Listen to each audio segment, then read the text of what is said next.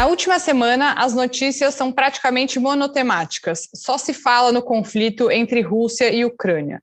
Israel assumiu uma posição clara e condenou a invasão das tropas de Vladimir Putin ao território ucraniano. Além disso, a Ucrânia chegou a pedir para Israel mediar a situação. Mas qual a relação prévia entre Israel e a Rússia? Como que o país está lidando com essa crise mundial? Eu sou Ana Clara Buchmann, também conhecida como Malca, ativista comunitária de longa data, e esse é o E Eu Com Isso, o podcast do Instituto Brasil-Israel. E eu sou Anita Efraim, jornalista e fanática por futebol, e hoje a gente tem uma convidada que já é da casa, né, literalmente, além de já ter estado no podcast várias vezes. Estamos aqui com a Daniela Kresch, que é jornalista, correspondente internacional em Israel pela Folha de São Paulo e também pela Rádio França Internacional, além de colaboradora do IB. Dani, bem-vinda mais uma vez e obrigada por estar aqui com a gente. Um prazer é meu. Eu sou da casa, dessas que vai, abre a geladeira, pega o que tem na geladeira, né? Eu sou totalmente da casa. Assim que é bom. Dani, antes da gente entrar efetivamente na guerra, nesse conflito, eu queria começar dando um passo atrás. Antes, né, desse conflito, como era a relação entre Israel e Rússia? Também lembrando, para quem não sabe, para o nosso ouvinte, que Israel tem muitos russos e que teve uma imigração massiva de judeus russos para Israel, né? Justamente. O relacionamento entre Israel e Rússia é um bom relacionamento.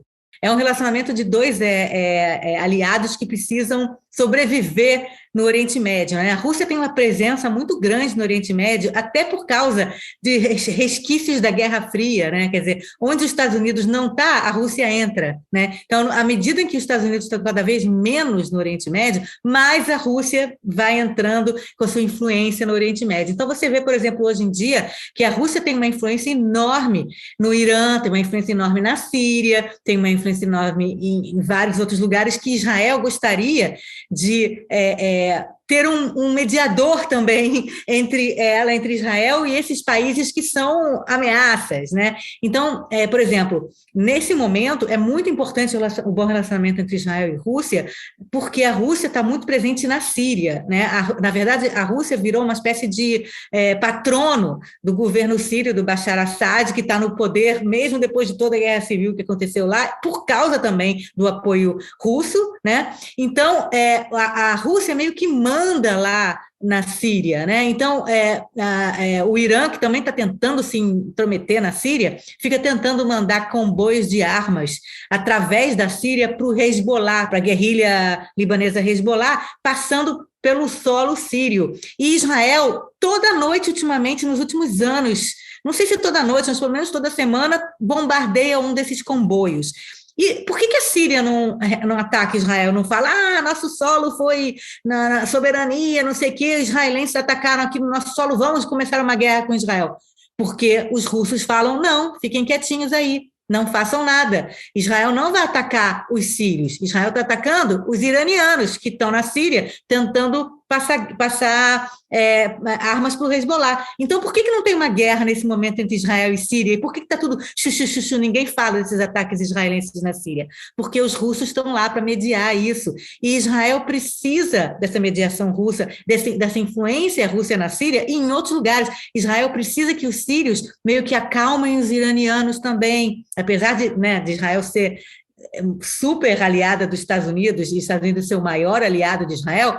Israel precisa dos russos também, nesse meio campo aí da negociação também das potências contra o programa nuclear iraniano. Então, é muito importante, você vê que todo grande líder ou pessoas importantes do governo israelense nos últimos 20 anos vão, pelo menos uma vez a cada 3 meses, para Moscou. Né? O Netanyahu, então, que ele enfim, ficou 12 anos no poder, ele tinha um relacionamento de quase visitar a qualquer momento o Kremlin, vem para cá, a porta está aberta para você. Não é qualquer um que vai visitar o Kremlin a qualquer momento, toda hora, e conversar com o Putin realmente de assuntos sérios, não como o Bolsonaro, que foi agora recentemente para falar de qualquer coisa. E a mesma coisa aconteceu agora com o Bennett, o Naftali Bennett, o primeiro-ministro atual, visitou a Rússia também tem bom relacionamento com Putin, inclusive conversou com Putin hoje. A gente está falando no domingo, dia 27 de fevereiro, e o Bennett conversou com Putin hoje. Né? Então, quer dizer, na verdade, você tem aí um país que é Israel, circulando entre Oriente e Ocidente, né, circulando entre o Ocidente liderado pelos Estados Unidos e os países não alinhados aos Estados Unidos, liderados pela Rússia, nessa nova Guerra Fria, e Israel circula bem dos dois lados. Né? Justamente por isso é que houve essa talvez ideia de talvez Israel poder mediar, né, o problema aí entre Rússia e Ucrânia e tudo, apesar de que eu não sei até que ponto que essa coisa que saiu na imprensa israelense foi levada muito a sério pelo Putin, até porque eles vão negociar agora na Belarus, né? Eles não vão vir para Jerusalém, que foi, na verdade, uma sugestão do Zelensky, né, do presidente ucraniano, que ligou para o Naftali Bennett na sexta-feira. Foi ele que ligou para o Bennett, não foi o Bennett que ligou para o Zelensky. O Zelensky ligou para o Bennett e pediu ajuda de armas para o Bennett, pediu para mediar, para ter uma reunião de negociações entre Rússia e Ucrânia em Jerusalém. E esse telefonema, ele, na verdade, fez uma coisa assim aqui em Israel, as pessoas ficaram todas, nossa, estamos no meio do conflito, vamos ajudar, tal e tudo. Não sei até que ponto que o Putin levou a sério, né, essas coisas todas, mas o fato é que o Bennett não vai mandar armas para o Zelensky, porque já é demais, né, porque Israel tem um lado que é tentar ficar em cima desse muro, quer dizer, por mais que ele condenou a invasão russa, sem falar. Você falou no começo que Israel condenou a invasão russa, não sei o quê. Na verdade, Israel usou palavras diferentes para falar isso. Israel falou, nosso coração está com os ucranianos, vamos mandar ajuda para os ucranianos e gostaríamos que acabasse logo essa guerra. Não teve nenhuma palavra condenamos Putin, condenamos os russos. Foi uma condenação meio assim de lado, entendeu? Porque Israel está em cima desse muro e quer continuar em cima desse muro, não quer perder nenhum desses dois grandes aliados, que é Estados Unidos e Rússia.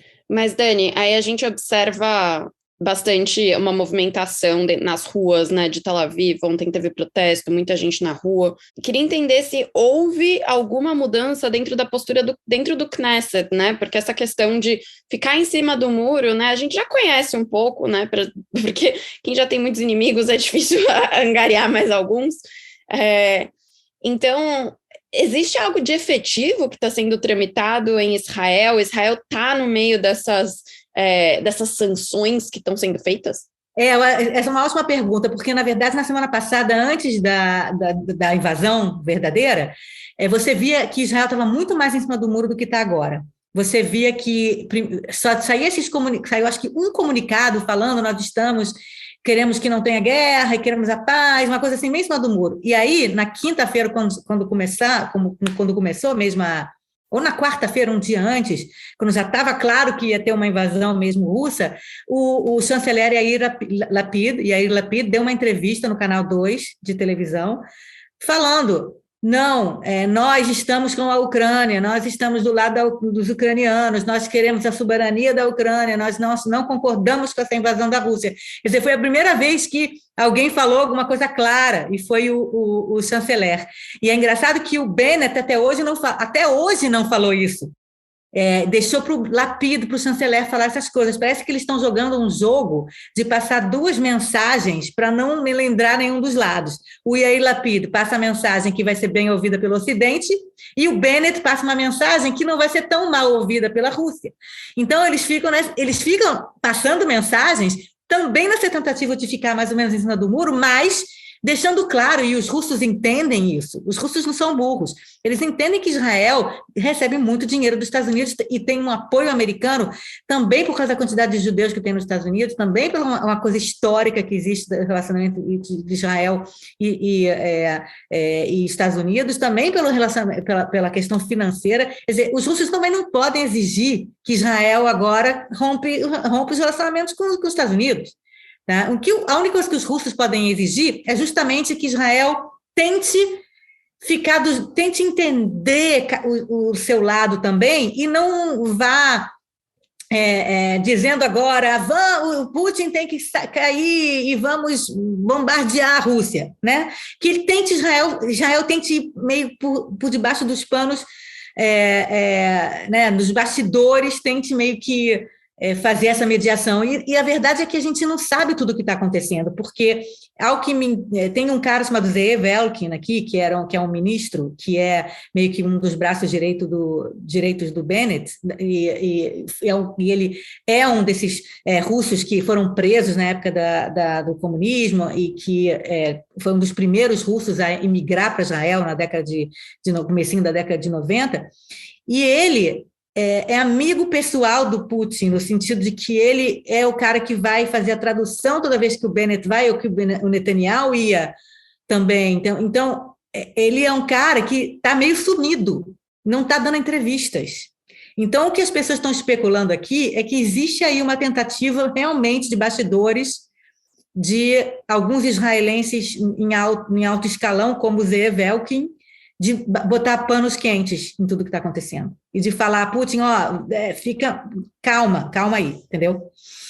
E uma curiosidade, né, que o Volodymyr Zelensky, presidente da Ucrânia, é judeu. Como isso entra na equação? Isso foi bastante falado em Israel? Isso, na sua avaliação, dá um peso diferente para como Israel se envolve nesse conflito ou interfere pouco? Não, certamente. O fato de que ele é judeu é falado aqui muito. Ele, inclusive, já veio para Israel várias vezes. Ele, na verdade, ele era um comediante, né? Então, ele veio fazer stand-up comedy aqui várias vezes, e ele já veio para Israel. E ele mesmo, né, o Zelensky, ele fala, eu sou judeu, ele já fez vários esquetes, né? Porque ele era ator com kippah e fazendo, né? E brincando com a ascendência dele, né? É muito claro para os israelenses que ele é judeu e que o que a família dele passou no Holocausto, né? Ele perdeu muita gente no Holocausto e acho que o pai dele lutou, enfim, com as tropas russas, né? Contra os nazistas, tal e tudo. Quer dizer, então, é claro que isso é muito importante e mexe muito também com essa sensação dos israelenses de estarem envolvidos, né? No que está acontecendo. E agora, eu ouvi uma reportagem interessante hoje sobre os russos israelenses, né? Porque você tem aqui mais ou menos 1,5 milhão, 2 milhões de russos numa população de 9.300, né? Quer dizer, então você tem realmente 1 em cada 5 israelenses russo ou é descendente de russo, nasceu em Israel, mas é filho de russos, né? Como você falou, teve uma imigração, né, desde 1989, desde que caiu o Muro de Berlim, a imigração muito grande. Até hoje, a maior imigração aliados russos para Israel é tipo 5 mil, 10 mil pessoas por ano. Até hoje tem uma grande aliada de russos. Em segundo lugar, ucranianos, que talvez agora passe os russos no número, né?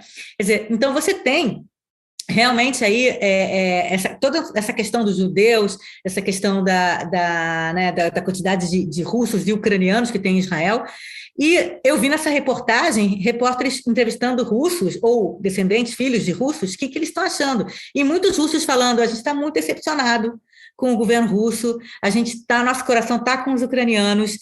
Uma menina falou, eu sempre fui muito orgulhosa da minha ascendência russa, eu sempre disse que eu sou israelense e russa, e agora eu estou com vergonha dessa minha ascendência russa. Quer dizer, então, entre a população em Israel, você vê que a tendência é a tendência de apoiar a Ucrânia.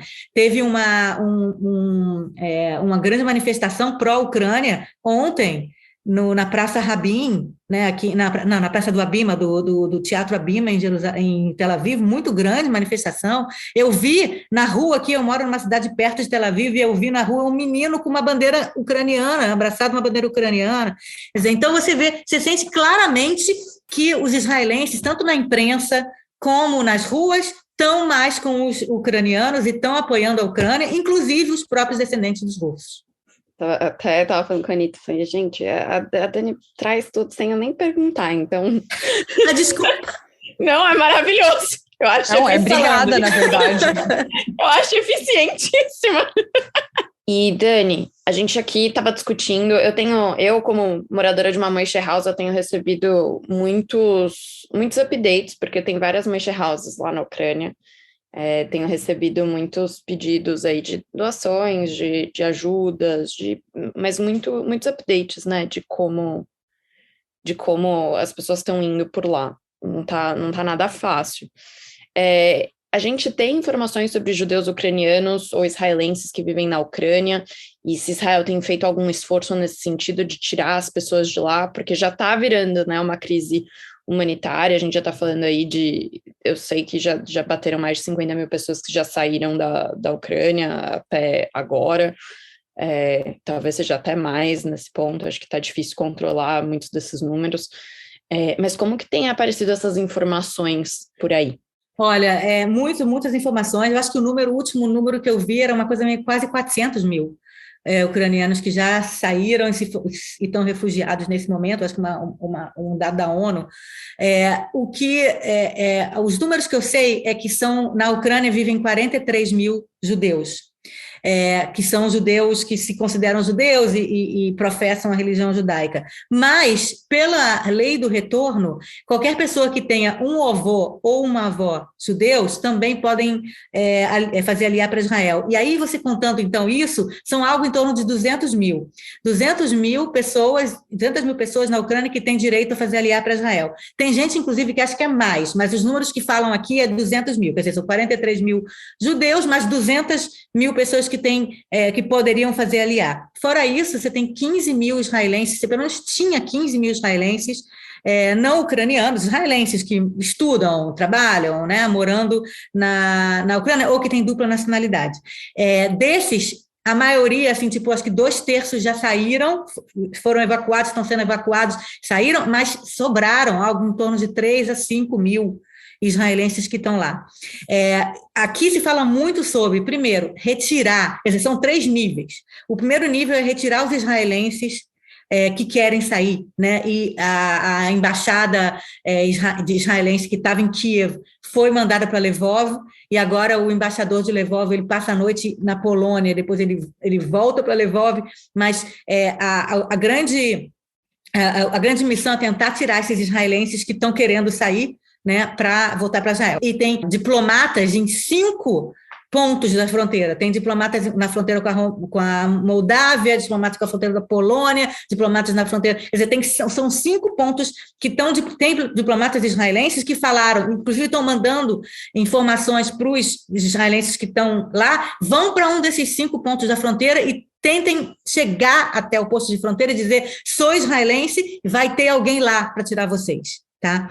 É um pouco difícil agora, se o cara tiver dupla nacionalidade e for um homem de 18 a 60 anos, talvez ele não possa sair, porque o Zelensky falou que todos os homens de 18 a 60 anos, 65, uma coisa assim, não podem sair, porque são como se fossem reservistas, que foram chamados para lutar pela pátria, né? Então, isso está sendo um grande problema, mas Israel está fazendo isso.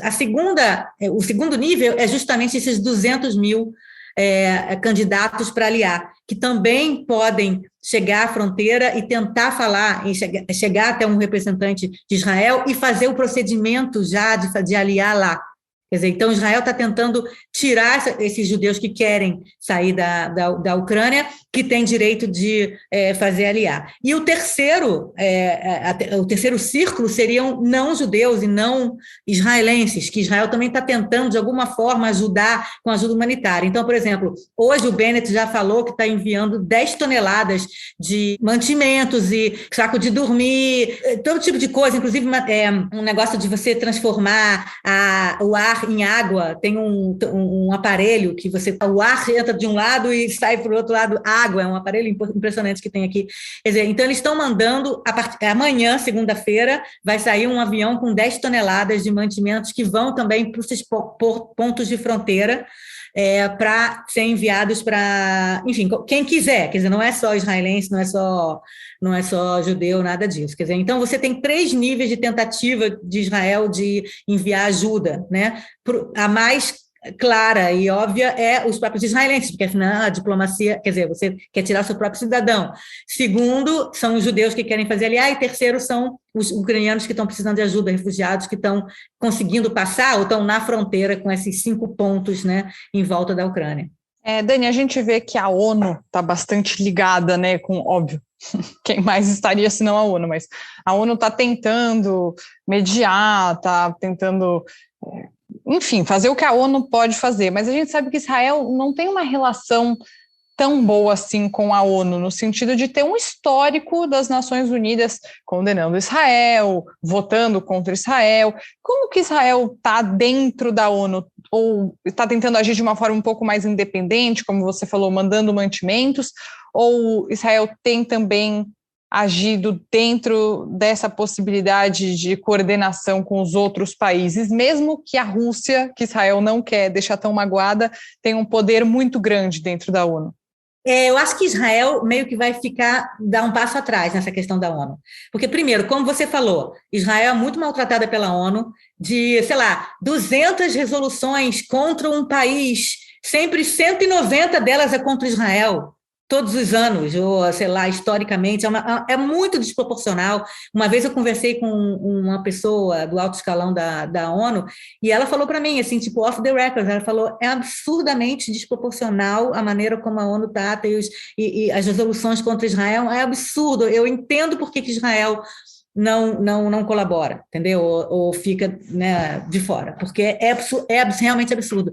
Então, Israel fica tentando, na verdade, mudar essa equação dentro da ONU, mas esse não é o momento. Né? Esse é o momento de Israel meio que tomar um passo atrás, justamente porque Israel tem seus interesses diplomáticos importantes, como eu falei, né, como você mesma falou, de não querer melindrar nenhum dos dois blocos, né, não querer melindrar o Ocidente, mas também não querer melindrar a Rússia, né, e trabalhar por debaixo dos panos para abafar esse caso, para tentar acabar com essa guerra. Né? E também, assim, por exemplo, se tiver uma resolução no Conselho de Segurança contra, ou a favor, se a resolução disser assim, estamos a favor da soberania da Ucrânia, Israel com certeza vai assinar.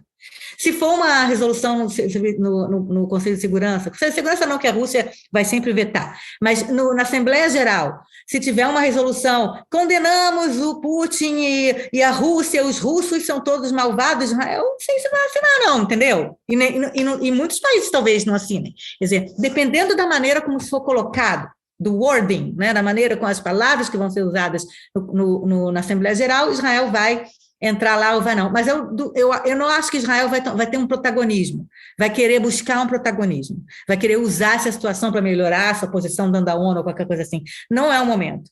Eu acho que Israel vai querer meio que dar um passo atrás, trabalhar nos bastidores e ficar se mantendo nessa corda bamba de seus interesses, né?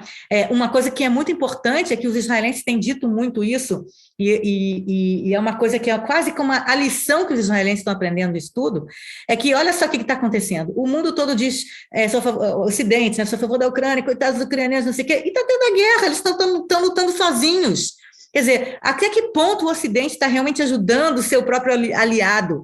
Israel meio que está entendendo a mensagem, falando assim, nós precisamos nos defender. Nós precisamos estar prontos para lutar sozinhos, porque mesmo que no dia que o mundo todo esteja a nosso favor, o que não acontece, mas digamos que o mundo esteja todo a nosso favor, ninguém vai nos ajudar, porque ninguém quer começar uma terceira guerra mundial, entendeu?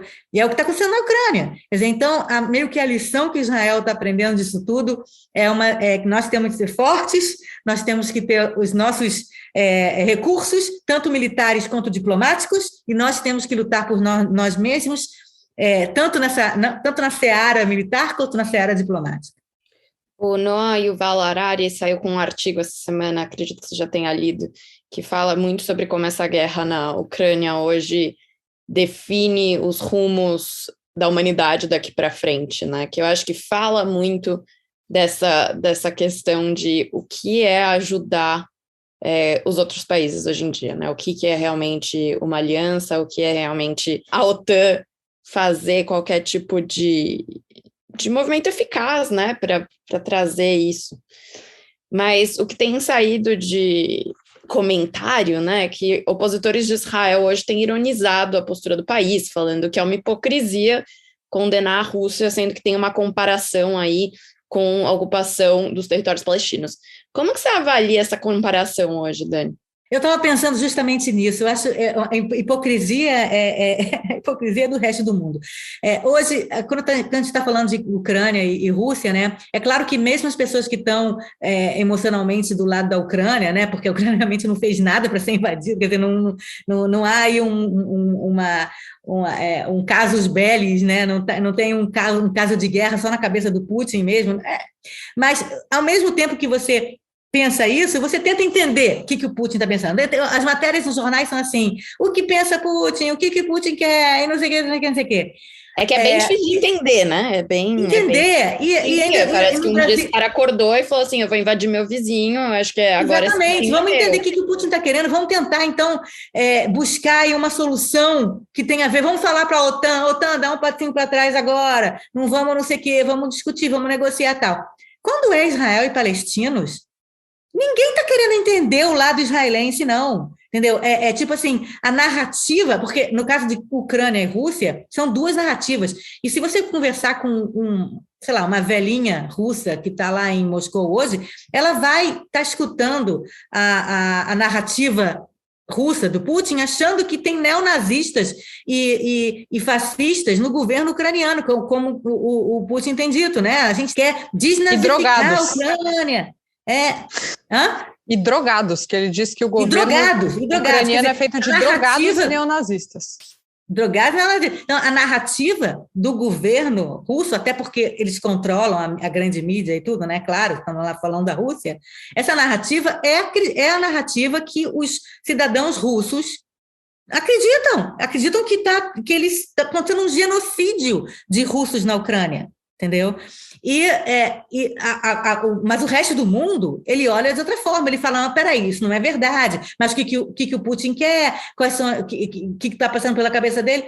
No caso de israelenses e palestinos, a narrativa israelense ninguém compra e ninguém quer saber os motivos. Só se compra, só se entende, quer se entender a narrativa palestina e de grupos pró-palestinos no mundo que dizem que Israel pratica genocídio dos palestinos, pratica apartheid de árabes. Quer dizer, isso aí é fácil de você comprar 100% e sem se perguntar, mas o que está acontecendo mesmo? Por que Israel está controlando a Cisjordânia e Jerusalém Oriental até hoje? Quais são os motivos disso? Será porque a liderança palestina talvez não consiga controlar seus grupos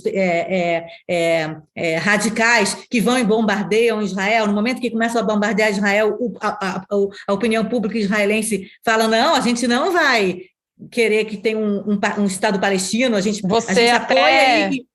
Você é ousada, porque um dos argumentos do Putin é a Ucrânia nunca existiu, a Ucrânia é uma invenção da Rússia, e aquilo sempre foi Rússia, então eu vou pegar a Rússia de volta. Só que esse mesmo argumento é usado de outro jeito nessa história, né? Sempre foi Palestina, Israel nunca existiu, então aquilo tem que ser Palestina e não Israel. Assim, é óbvio, né, que eu estou sendo simplista, mas as pessoas nas redes sociais são tão simplistas que fica aqui mais um simplismo. Obviamente, né? E do lado israelense também, você escuta muitos israelenses que são mais de direita, de extrema-direita, dizendo que Palestina nunca existiu, não existe um povo palestino.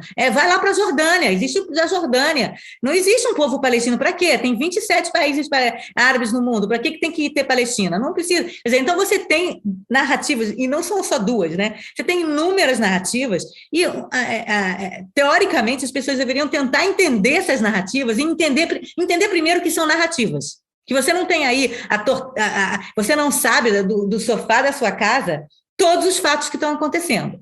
Você não virou, de repente, especialista em Rússia e Ucrânia, né? Como os brasileiros, né? De 4 em 4 anos são especialistas em futebol, então agora somos especialistas em Rússia e Ucrânia.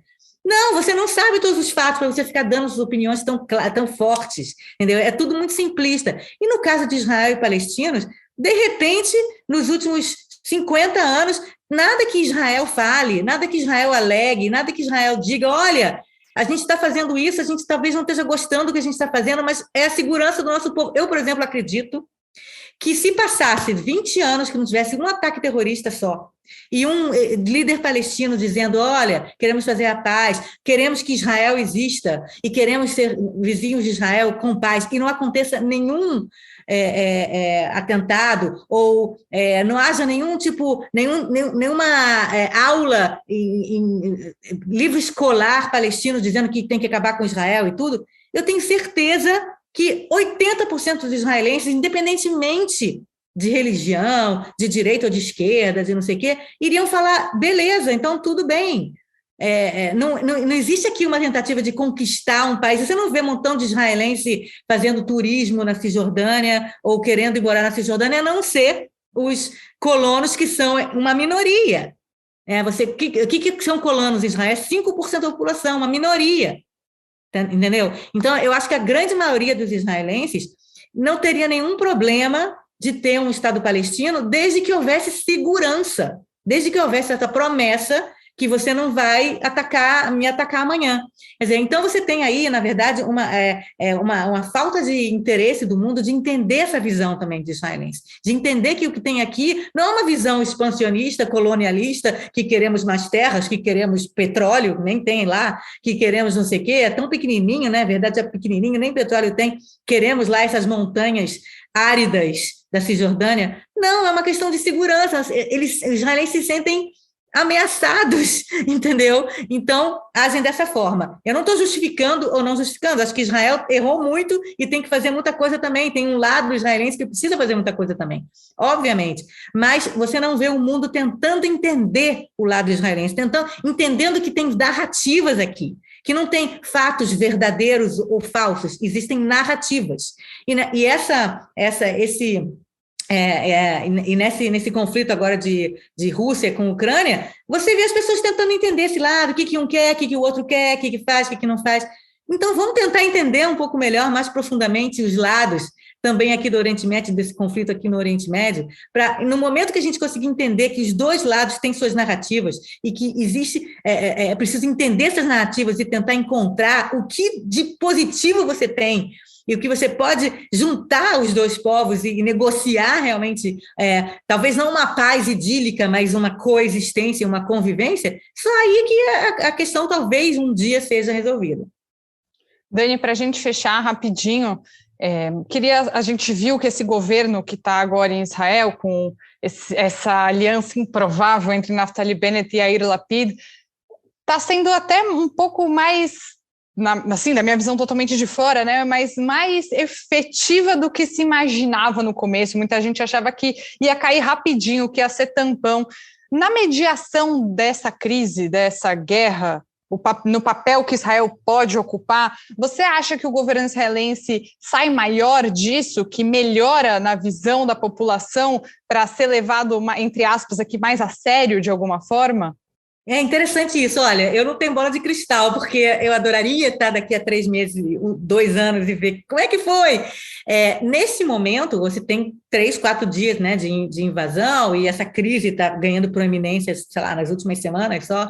Então, você vê que o governo israelense está tentando agir dessa forma que eu falei, em várias mensagens, né, mandar mensagens, mas estão juntos. Quer dizer, você vê o Yair Lapid e o Naftali Bennett atuando juntos, até porque o governo é dos dois, né? O Naftali Bennett é o primeiro-ministro, o Yair Lapid é o chanceler, mas eles, na verdade, vão trocar de posição, né? O Lapid vai ser o primeiro-ministro daqui a um ano, né? Quer dizer, então você tem aí um governo que está sendo realmente dividido. Realmente o governo israelense é uma geringonça, né? Quer dizer, é uma mistura de um montão de grupos. Na verdade, a única coisa que une eles é ser contra o Netanyahu e querer ter tirado o Netanyahu do poder. E depois de 6 meses de poder, mais de 6 meses, 6, 7 meses de governo, alguns craques já estão sendo vistos, algumas quebradinhas já estão aparecendo. Você vê vários aliados, dizendo o governo da coalizão, querendo aprovar algumas coisas que o outro aliado da coalizão não concorda, e que isso não estava no acordo de coalizão, isso não estava declarado, isso não estava não sei o quê. E nas últimas semanas, antes dessa guerra, eu acho que essa guerra vai ajudar o Bennett e o Lapid justamente nisso, nessas últimas semanas estava muito forte essa briga interna. Tanto que o governo não estava conseguindo aprovar quase nada no Knesset. A oposição estava fazendo a festa de aprovação de leis no Knesset, porque o governo não estava conseguindo se entender, ao contrário do que estava acontecendo nos meses anteriores. Quer dizer, então, acho que essa guerra veio para meio que dar uma parada nesse momentum da oposição. Daqui a pouco o Knesset sai de férias, né? E vai dar uma acalmada aí vai dar tempo da oposição, da coalizão se sentar e discutir, conversar de novo e ser amiguinho de novo, né? Então, é uma sobrevida para esse governo. Mas, realmente, o governo está vivendo muito mais do que se imaginava, né? Ele está fazendo coisas concretas que o governo estava, né? O Israel estava paralisado nos 2 anos que teve 4 eleições, né? Então, realmente é uma grande surpresa. Estava começando a acontecer algumas brigas internas e essa crise externa que está acontecendo agora pode realmente ser uma boa notícia para o governo, para dar um passo atrás nas briguinhas internas e tentar se entender. Bom, Dani, muito obrigada por passar esse tempo com a gente. Eu chamo de Dani porque ela é íntima para mim, gente. Certamente. Então, pessoal, a gente conversou com a Daniela Kresh, que é jornalista, ela é correspondente internacional em Israel, da Folha de São Paulo e da Rádio França Internacional, além de colaboradora do IB. Dani, seja sempre bem-vinda, eu amo nossos papos, a gente se fala logo. Tá bom, ótimo, eu sempre fico feliz de participar e de falar pra caramba, como eu falo sempre. A gente sempre quer mais e mais conteúdo diretamente de Israel. Lembrando a todo mundo que o Eu Com Isso está em diversas plataformas de áudio, como Spotify, Orelo, Apple Podcasts, Google Podcasts e também no canal do YouTube do Instituto Brasil Israel. E não esquece de seguir o IB nas redes sociais. Até quarta-feira que vem. Tchau!